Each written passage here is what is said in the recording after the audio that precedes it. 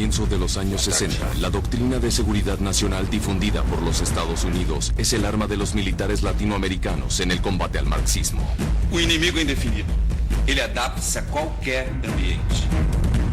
Pero básicamente los militares eran incentivados a observar dentro de sus sociedades.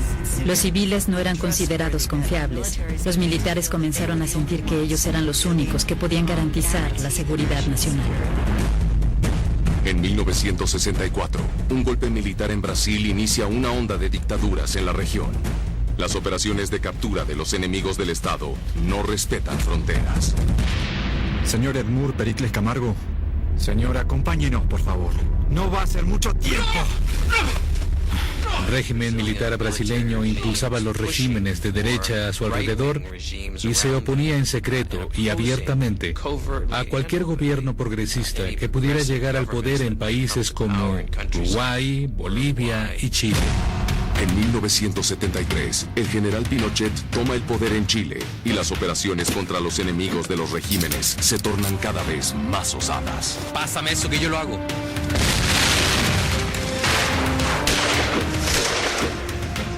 Estos son los pasos que construyeron los lazos entre las instituciones militares, colaborando con una represión violenta que conocemos hoy como Operación Cóndor. Quiero proponerles que llamemos esta nuestra operación con el nombre del símbolo nacional de este país. Coronel, que la llamemos Cóndor.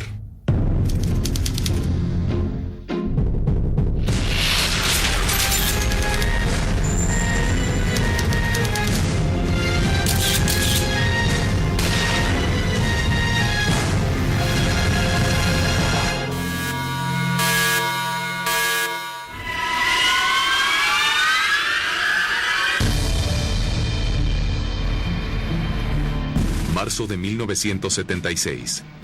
Un golpe militar en Argentina pone fin a la última democracia del Cono Sur. Ahora, aliados a la extrema derecha, los agentes de la Red Cóndor transforman Argentina en un inmenso matadero.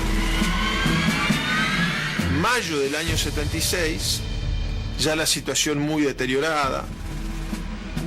Habían habido algunos sectores de opinión que creían que Videla era la alternativa moderada contra un generalato más de corte fascista parecido a las dictaduras de la región. Pero ya para mayo del 76 nadie creía esto. Hijo del senador uruguayo Wilson Ferreira Aldunate, Juan Raúl Ferreira estaba en Buenos Aires junto con otros exiliados uruguayos cuando ocurrió el golpe argentino. Empezaban a conocerse hechos que se escapaban del control del gobierno. Y las famosas 3A eran notorias. Después de la muerte de Perón, comenzó a funcionar la AAA, la Alianza Anticomunista Argentina, que esta Alianza Anticomunista Argentina eran escuadrones de la muerte prácticamente parapoliciales, que mataron mucha gente. Las 3A eran un grupo ilegal pero no clandestino. Uno los veía operar. Tu hora llegada. ¿Quiénes somos? ¡Cállate!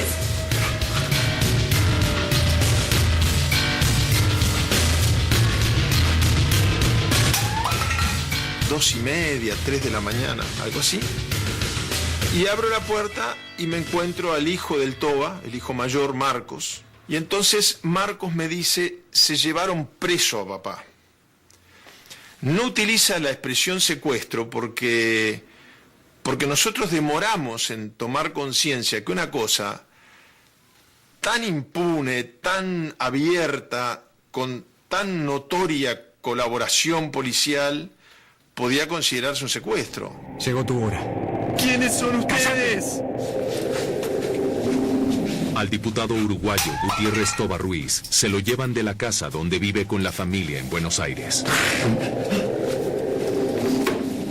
Gutiérrez Ruiz era el presidente de la Cámara de Diputados que había disuelto Bordaberry, era una personalidad en el Uruguay.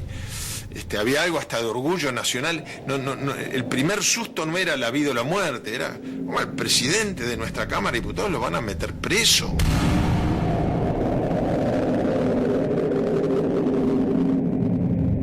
Todo lo lo que pasó después no estaba ni remotamente en nuestros cálculos de posibilidades.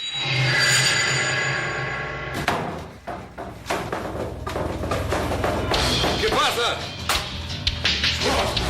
¡Quieto! ¡Quédate quieto! ¡Date vuelta! ¡Date vuelta! ¡Quieto, por favor, no! ¡Quieto! ¡Quédate quieto, me dije! ¡Quieto! ¡Quieto! ¡Quédate quieto! Esa misma noche, otro importante político uruguayo, el senador Selmar Michelini, también es secuestrado en el cuarto del hotel donde vive exiliado en la capital argentina. ¡Dale!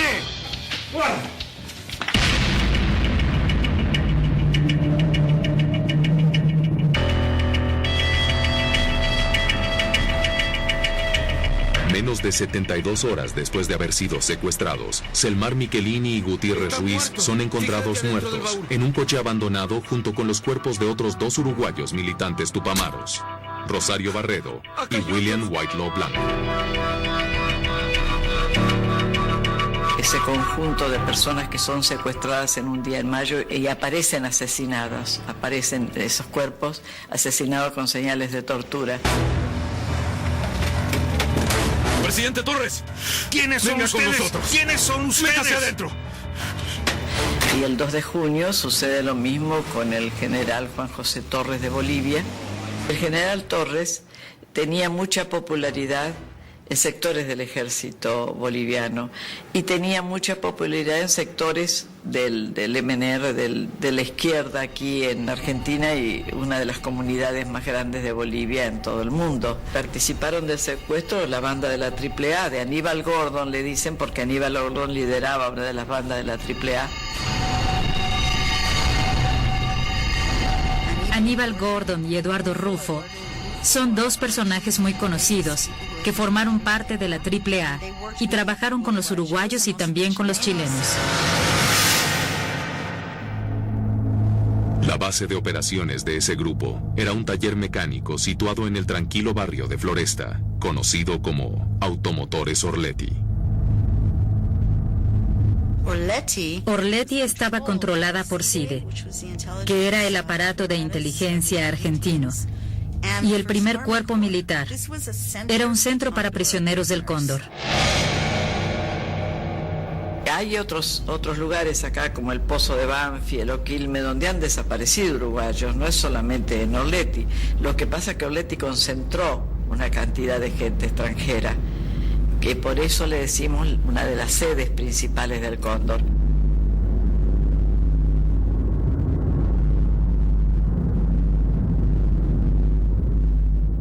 De mayo a noviembre de 1976, cerca de 200 personas fueron presas y torturadas en Automotores Orletti.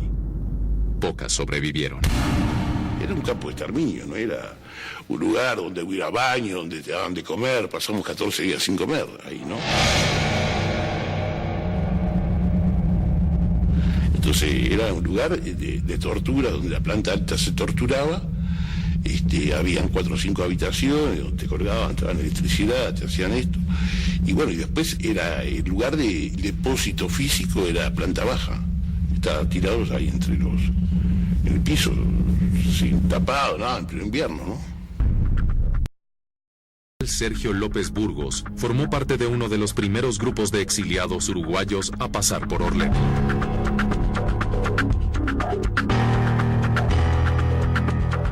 Julio del 76, había que encontrarme con Duarte, irrumpe una patota de 15 tipos, y ahí reconocemos a Aníbal Gordon y a Cordero, policías y militares del ejército uruguayo, conjuntamente con paramilitares y militares del ejército argentino, ¿no? Ahí, bueno, nos reducen, hacemos un trayecto de 15 a 20 minutos y terminamos en el lugar que después se determina que era Automotores Orletti, ¿no?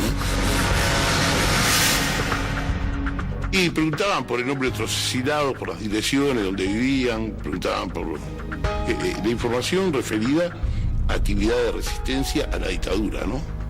Viste, tu dirección personal, en caso. Yo en ese momento estaba casado, tenía una hija chica Y lo que había visto ahí adentro no me daba ni para decir la dirección de mi casa, ¿no? Porque efectivamente los compañeros que dijeron dónde vivían terminaron con los hijos desaparecidos, ¿no?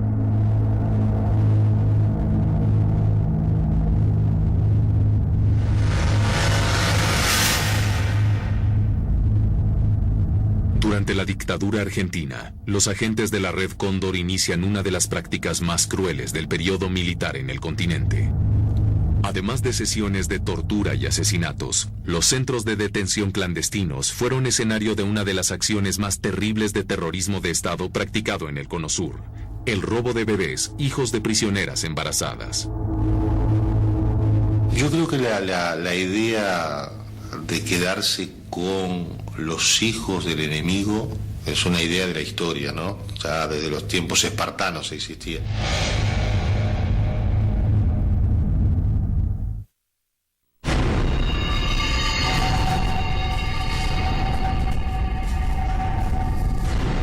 En el centro de detención clandestino, conocido como Automotores Orleti, los agentes de la Red Cóndor empiezan a secuestrar a los hijos de las prisioneras que dan a luz en la cárcel. El mecanismo robo de niños fue algo que fue sistemático y tenían todo un operativo armado en el marco de la Operación Cóndor, el operativo Cóndor, para saber qué hacían con los niños. El periodista uruguayo Roger Rodríguez investigó los casos de bebés desaparecidos en el Cono Sur. Una de las cosas, por ejemplo, que se procuraba, sobre todo en lo que es bien la Operación Cóndor, no la represión interna de cada país, es que los hijos de un brasilero queden en Chile, los de un argentino en Uruguay, los de un uruguayo en Argentina, es decir, cambiar el país de modo tal de que nunca pueda ser recuperado. Nosotras estimamos que durante la dictadura fueron secuestrados alrededor entre 400 y 500 nietos, de los cuales ahora nosotros tenemos localizados 105 nietos. Rosa Rosenblitz tuvo a su hija Patricia, de 26 años y embarazada de 8 meses, secuestrada en octubre de 1978. Algunos años después, descubrió que ella había dado a luz a un niño de nombre Rodolfo en la ESMA, Escuela de Mecánica de la Armada, otro centro de detención clandestino en la capital argentina. Solo logró reencontrar al nieto casi 30 años después. La hija continúa desaparecida. Las mujeres las mujeres de los marinos se presentaban en la ESMA y elegían de acuerdo al rostro con la embarazada. Una pedía una niña rubia, otra pedía si la madre era morocha, sí, a mí me gustaría muchachito morocho, y así elegían lo que ellos preferían. Ese era el sistema que tenían. Los niños secuestrados en Orleti, todos fueron localizados. La metodología de la apropiación comienza en Argentina, pero es un plan común. Eso es un plan común.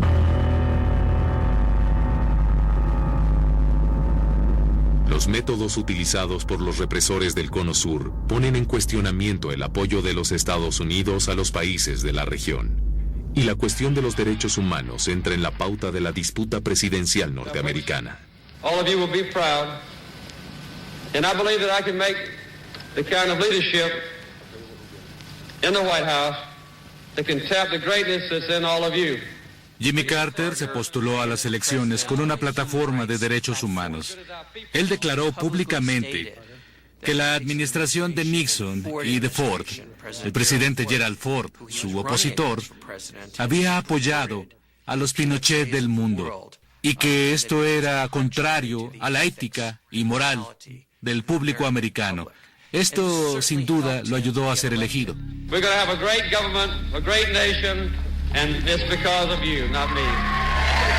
Asumiendo el poder Jimmy Carter, con esta postura, fatalmente podía haber en toda la región un proceso de redemocratización.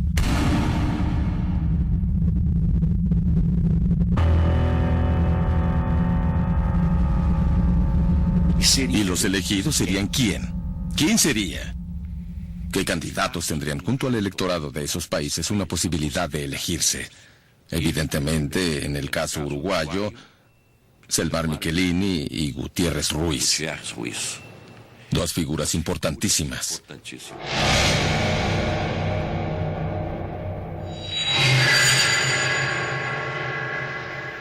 En el caso de Bolivia, Juan José Torres, que había sido presidente. Estas figuras espantaban a las dictaduras, cada una en su país. Incluso João Goulart. Incluso Goulart.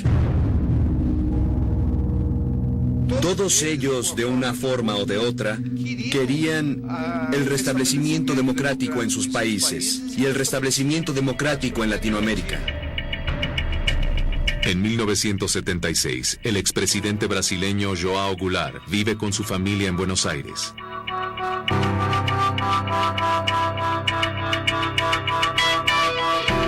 El hijo del expresidente brasileño recuerda el periodo de libertad vigilada en la capital argentina y de los encuentros que su padre realizaba con los líderes políticos de otros países suramericanos. En varias oportunidades hubo encuentros. Nosotros tenemos un documento de la misma Operación Cóndor, un documento de vigilancia del ejército uruguayo, vigilando una reunión que tuvo lugar en el apartamento del presidente Torres, en Buenos Aires, con mi padre, el presidente Torres, Michelini y Gutiérrez Ruiz.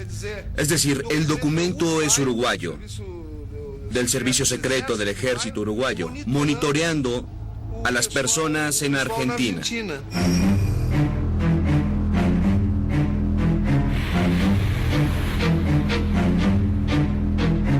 João Goulart era potencialmente una preocupación para la dictadura militar brasileña, porque él sería, naturalmente, en un proceso de redemocratización, un candidato elegido. El gobierno brasileño solo consideró a João Goulart una amenaza al Estado democrático de derecho cuando él estaba en el poder. En 1976, João Goulart no representaba absolutamente nada. Brasil estaba con todas las instituciones funcionando normalmente ya hacía años.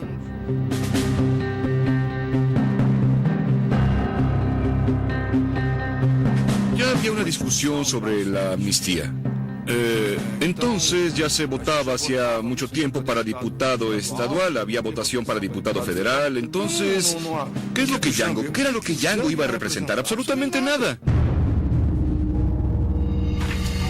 Pero el expresidente brasileño no tuvo tiempo de ser beneficiado por la ley de amnistía.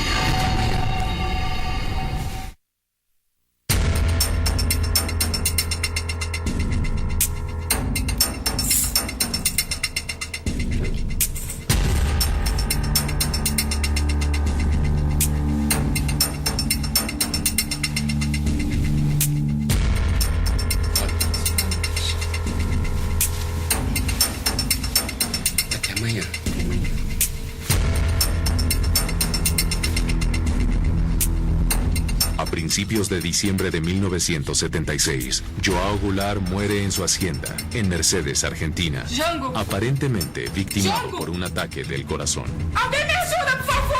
Dos de las cosas más sorprendentes fue que en un primer momento, cuando falleció, la hacienda estaba a 120 kilómetros de la frontera.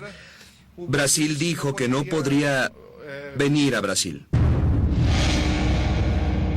Y segundo, cuando fue autorizado para que viniera a ser enterrado en São Borja, no se hizo la autopsia en Argentina y tampoco fue permitida la abertura del ataúd para hacer la autopsia en Brasil. João Vicente recuerda que algunos meses antes de la muerte, el padre había sido alertado de los riesgos que corría. El gobernador Arraes, que estaba exiliado también en Argelia, a través de Neiva, Moreira, otro exiliado brasileño, manda avisar que a través del servicio secreto argelino, se había enterado de que tanto Jango como Brizola estaban en la lista de Cóndor y que les avisara urgentemente que salieran lo antes posible de Uruguay o de Argentina, porque serían eliminados en ese proceso de Operación Cóndor. ¿Vos sabés lo que tiene que ser feito? Bom, Entonces va lá y pasa un loco. No me diga más nada del João Goulart. En 2008, un ex agente de la inteligencia uruguaya detenido en Brasil, Mario Neira Barreiro, confirma ante una comisión de investigación que João Goulart era vigilado por los agentes de Cóndor en sus desplazamientos por Uruguay y Argentina. Então, eu vi que a sorte de João Goulart aquele dia estava lançada. O João Goulart ia morrer um dia mais, 2 dias menos. Tanto que se ele não tomava o remédio, o composto químico que ia matar ele, mesmo não tomando o remédio, ele seria morto a tiro, porque até havia... Él lo sabe todo de nuestra vida en el exilio, al punto de saber que yo me había accidentado con un auto en Montevideo, que no se había hecho ningún reporte a la policía. El agente uruguayo también reveló detalles de una reunión que selló el destino del expresidente brasileño. Precisamente en agosto del 76, hubo una reunión en Montevideo donde fue determinado que se procediera a la eliminación del presidente João Goulart. En esa reunión fue determinado el cambio de medicamentos del presidente João Goulart, que él ya tomaba por una deficiencia coronaria, y que se colocara apenas un medicamento con ese compuesto, y que se controlara cuando él las tomara, porque no podrían ser varios, ya que podría dejar rastros en el sobre o en el frasco. Además de João Goulart, otros 2 importantes líderes políticos brasileños, Juscelino Kubitschek y Carlos Lacerda, también mueren en circunstancias sospechosas. Juscelino muere en un accidente de automóvil, hasta hoy poco claro. Carlos Lacerda estaba agripado, fue a una clínica, le pusieron una inyección y murió. Todo eso forma parte de una fantasía. Decir también que JK fue...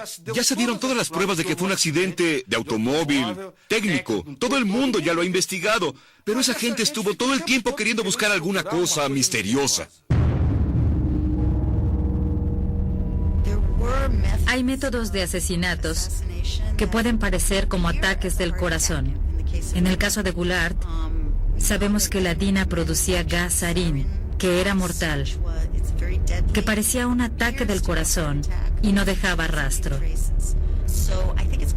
Creo que es muy posible, porque es el mismo año en el que Michelini y Gutiérrez Ruiz fueron asesinados. Torres fue asesinado en Buenos Aires y Goulart estaba en Argentina. ¿Qué pasa? ¡Quieto! Uno a uno, los líderes democráticos del Cono Sur van siendo asesinados o mueren en circunstancias consideradas sospechosas. Los agentes de la Red Cóndor transforman 1976 en uno de los años más sangrientos de la historia política de Sudamérica. Pero la acción más osada está a punto de ser ejecutada muy lejos del Cono Sur.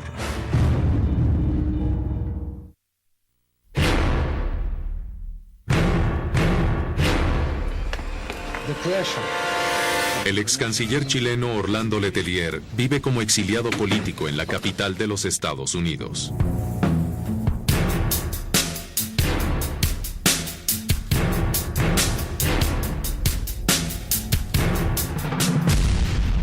Orlando Letelier era el opositor líder y el más eficaz del régimen de Pinochet, que vivía en el exilio. Trabajaba en Washington y era respetado por otros gobiernos. Él había solicitado a Holanda, al gobierno holandés, cancelar un préstamo importante para Chile. Pinochet estaba furioso. Él le quitó la ciudadanía chilena a Letelier y le ordenó a la policía secreta de Chile que llevara a cabo un ataque terrorista contra él.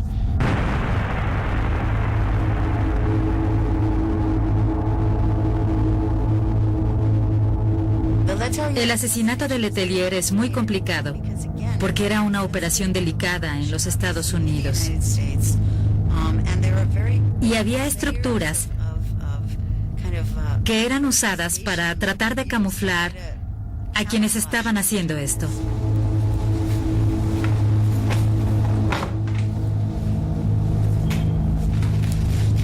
Vamos a empezar la operación.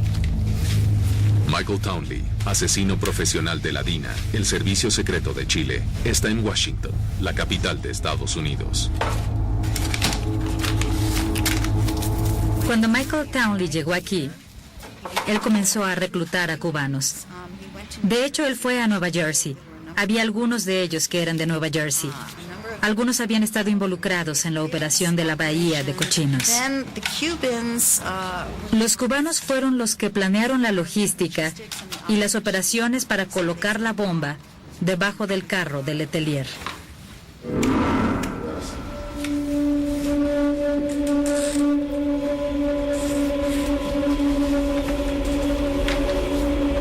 Augusto Pinochet creía que tenía el apoyo de los Estados Unidos para su represión.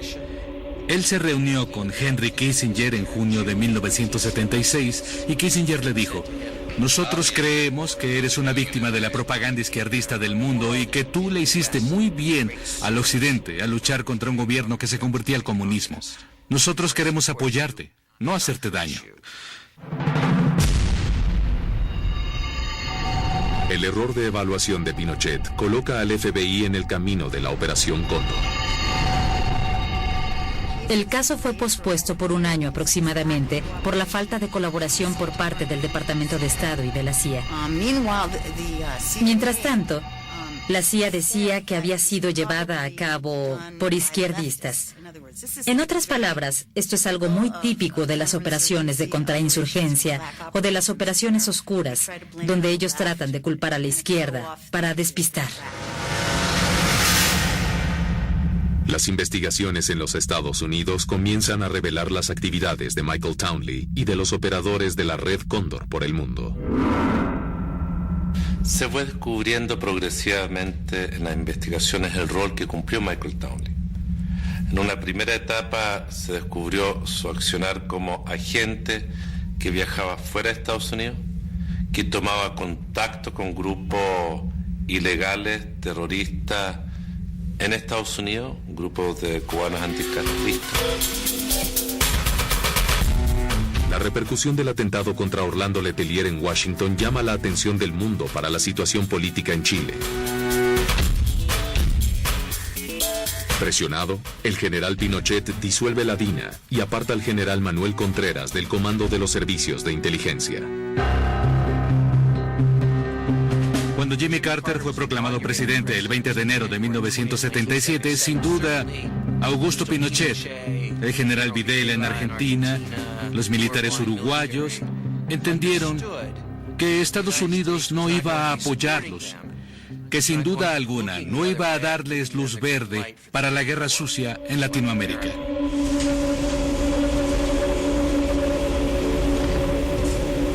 Dos años después del atentado en Washington, Chile acepta extraditar a Michael Townley para que sea juzgado en los Estados Unidos. Michael Townley negoció con la justicia norteamericana un sistema de protección para que tuviera una sentencia menor. A cambio, él fue contando toda su participación, la participación de los cubanos anticastristas en este delito, así como en otras acciones. ¿Qué pasó con ellos? Los principales cubanos responsables solamente fueron detenidos. Después de varios años de prófugo, los detuvieron, los procesaron y pasaron una cantidad de años en la cárcel. Michael Townley fue condenado a 10 años de prisión, pero cumplió apenas 5.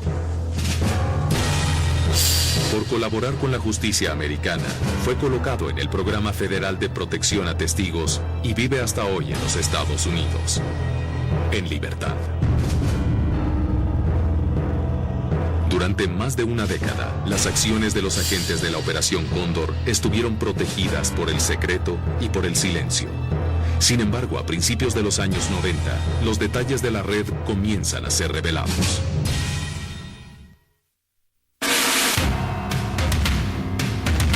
A principios de los años 80, una ola de redemocratización avanza en el Cono Sur. Uno a uno, los países de la región inician la transición de los gobiernos militares para el poder. Esta es una cuestión muy importante, la transición, que suelo llamar la transacción. la región, todos los países hicieron una transición bajo control. Los militares argentinos perdieron su poder no por causa de la oposición a su represión, sino porque entraron en guerra con Inglaterra por las Islas Malvinas. Y eso acabó con el apoyo popular. En el Uruguay, las Fuerzas Armadas estaban militarmente intactas, pero estaban políticamente muy debilitadas. En 1982 llamaron a elecciones internas de los partidos habilitados, no la izquierda, y ganaron ampliamente los sectores opositores. Mucha expectativa. En 1985, los militares dejan el poder en Brasil. Los militares brasileños estuvieron en el poder por 21 años y simplemente se toparon con algo inevitable: entregarle el poder a los civiles en algún punto. El de reunirse pacíficamente. En 1989, en Paraguay, un golpe militar restablece la democracia en el país, dando fin a los 35 años de gobierno del general Alfredo Stroessner. Y es justo allá, en esa vuelta a la democracia, que las entrañas de la Red Cóndor comienzan a salir al público. Cae Stroessner, yo vuelvo. Y se cambia la Constitución y aparece una figura jurídica que se llama habeas data. Pedí mi antecedente. Yo tenía derecho a pedir mi antecedente. Preso y torturado por la dictadura paraguaya en 1974, el profesor Martín Almada pasó cerca de 15 años en el exilio sin saber cuáles eran los crímenes de que era acusado. Con la nueva ley en vigor, resolvió investigar su propio pasado. Yo quería saber por qué me torturaba un militar extranjero en mi país. Pido mi antecedente. La policía niega, no encuentra antecedente. La policía dice que yo nunca estuve preso. Yo insisto. Un día recibí una llamada telefónica y una mujer me dice: profesor, sus papeles no están en la central, están fuera de Asunción. Y fuimos allí con el juez Fernández, 22 de diciembre de 1992, y encontramos alrededor de 3 toneladas de documentos que tienen acorralado a todos los militares de Argentina, Brasil, Bolivia, Chile, Uruguay y Paraguay. Los archivos, encontrados en una sala cerrada de una jefatura situada en Lambaré, en los alrededores de Asunción, guardan informes de inteligencia de las 3 décadas de gobierno de Alfredo Stroessner. Hemos procedido a encontrar acá una montaña de documentos y estamos procediendo a la búsqueda de los documentos que tendrían relación con Martín Almada. Además de documentos que comprueban las acciones conjuntas entre los agentes de seguridad de los países del Cono Sur. Al alzar los 3 documentos y al ver lo que estaba allí, nos dábamos cuenta que era un acontecimiento singular, inédito, hasta hoy inédito en Latinoamérica. Solamente Paraguay y Guatemala tienen archivos similares. Los documentos encontrados en 1992 en Paraguay se conocieron como archivos del terror. Hoy se están catalogando y digitalizando en el edificio del Tribunal de Justicia de Asunción, bajo la custodia del juez Fernández. Esa clasificación lo empezamos a hacer y mucho es del Cóndor, ¿verdad? ¿Por qué?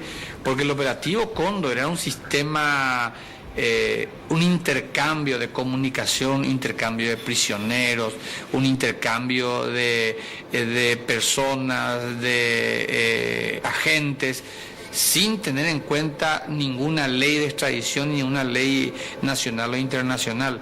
Y este operativo Cóndor está testimoniado con documentos reveladores encontrados en el archivo, que revelan reuniones, fotos, fichas, declaraciones de ellos, que revelan un sistema realmente terrorífico, que que no tenía fronteras.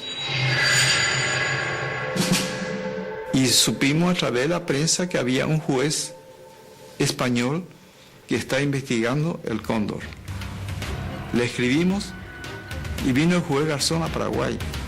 Entonces, el primer aporte de este archivo fue facilitar al juez la detención de Pinochet.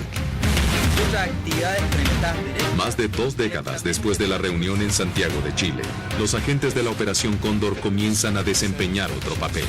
Ahora, en vez de cazadores, ellos son la presa. Coronel, que la llamemos Cóndor.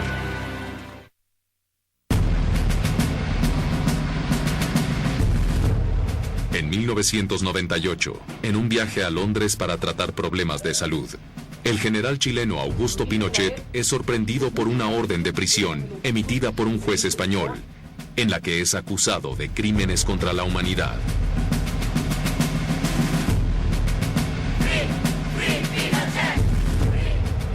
Pinochet es detenido, pero inmediatamente después colocado en prisión domiciliar en la capital inglesa por causa de su débil estado de salud. La justicia del inglés. Él tuvo una orden de arresto de la Convención Europea de Terrorismo Internacional, una orden de detención de España a Inglaterra. Y España solo estaba habilitada de aplicar el Tratado contra el Terrorismo Internacional por los crímenes de Pinochet de la Operación Cóndor. Tras una larga disputa legal, en marzo de 2000, 503 días después de haber sido detenido, regresa a Chile, en libertad. Fue procesado en 5 oportunidades. 3 veces por mí y 2 veces más por otros magistrados y finalmente en otra causa por fraude al fisco. Si bien Pinochet no fue juzgado en definitiva, esto lo fue por la Corte Suprema, que consideró que padecía de sus facultades mentales. En otras palabras, que no tenía plena capacidad para ser juzgado. Pinochet murió en 2006, sin nunca haber sido condenado por ningún crimen. Hubo una gran desilusión, pero en el fondo se sabía que había presiones a todo nivel. En 1993, antes de los procesos contra Pinochet, el general Manuel Contreras ya había sido preso en Chile por estar involucrado en el asesinato de Orlando Letelier. He dicho que no voy a pasar ni un día en la cárcel. Tras más de una década de procesos tumultuados, desde 2007, el exjefe de la DINA cumple pena en un presidio militar. Y se ha podido investigar en una forma muy importante que era difícil poder hacerlo en épocas anteriores. A principios de los años 90, en Argentina, la juez María Servini de Cubría reabrió el caso del asesinato del general Carlos Prats, excomandante del ejército chileno durante el gobierno de Salvador Allende. El atentado fue el 30 de septiembre de 1974. Así que después de todo un periodo de dictadura, fue muy difícil que los jueces que estaban en este juzgado anteriores a mí pudieran investigar mucho. Así que se reabrió la causa, ellos aportaron cierta documentación que no se habían animado a aportar antes o que recién la habían podido obtener, y eso a través de una investigación muy minuciosa, año por año. Piense que había 2 o 3 cuerpos, se llegó a 56 cuerpos. Fuimos llegando a Townley. En 1999, la juez interrogó a Michael Townley en los Estados Unidos. Hasta hoy, todas las informaciones dadas por él permanecen confidenciales. Pero también nosotros firmamos ese pacto de confidencialidad, en el cual no podemos, sobre lo que él dijo ese día, no podemos declarar absolutamente nada. Casi 40 años después de su creación, la Red Cóndor aún mantiene sus actividades rodeadas de sigilo. Las leyes de amnistía de algunos países y archivos militares que aún permanecen secretos impiden que se descubran y se juzguen a los agentes involucrados en crímenes.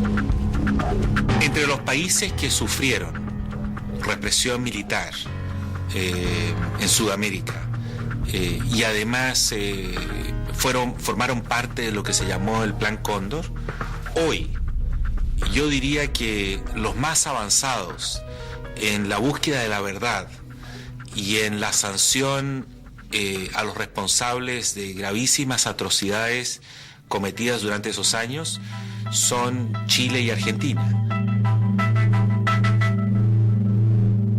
El único proceso que absolutamente no anda es el brasileño. Ese es absolutamente enyesado. Cualquier movimiento que se haga, por más tenue que sea, genera una reacción absolutamente desproporcional. En Brasil, una ley de amnistía creada en 1979 por el último presidente del régimen militar inhibe la investigación y la punición de los crímenes cometidos en el periodo. A mediados del 2012, la presidente Dilma Rousseff, que fue presa y torturada durante el régimen militar, creó una comisión de la verdad en el país. Otro líder político, el expresidente Fernando Henrique Cardoso, obligado a exiliarse de Brasil durante el periodo, asistió a la ceremonia de instalación de la comisión. Sem camuflagem, sem vetos y sem prohibições. Su creación es muy importante. Como es muy importante, otra ley sancionada al día siguiente por la Presidencia de la República. La ley que trata de la clasificación y desclasificación de documentos. Que dice solemnemente en un pequeño artículo: todos los documentos que traten de violación de derechos humanos no tendrán ningún tipo de sigilo. Por lo tanto, deberán estar disponibles. Una democracia trae exigencias, y una de ellas es el cumplimiento de la ley.